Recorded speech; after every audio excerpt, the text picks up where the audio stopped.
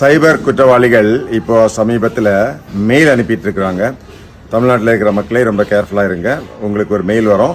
இந்த மாதிரி நீங்கள் உங்களுடைய கம்ப்யூட்டர் பயன்படுத்தி உங்கள் ஐபி அட்ரஸை பயன்படுத்தி இன்டர்நெட்டில் ஆபாச படம், குறிப்பாக குழந்தைகள் சம்பந்தப்பட்ட ஆபாச படங்கள் எல்லாம் நீங்கள் பார்த்துருக்குறீங்க.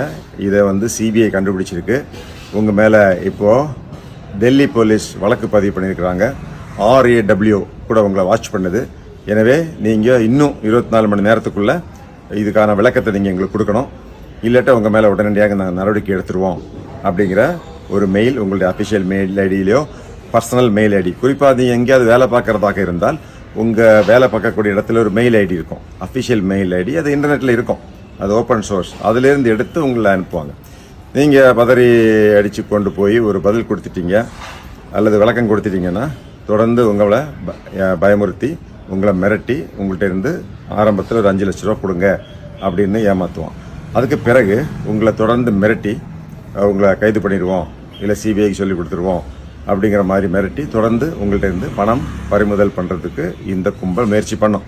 எனவே யாராவது உங்களுக்கு இந்த மாதிரி நீங்கள் ஆபாச படம் பார்த்துருக்குறீங்க, எனவே உங்கள் மேலே வழக்கு இருக்குது, உங்களை வாட்ச் பண்ணியிருக்கிறாங்க, சிபிஐ வாட்ச் பண்ணுது அப்படின்னு Delhi police commissioner Sanjay Arora IPS அவர் அனுப்புகிற மாதிரியே இந்த கடிதம் வரும்.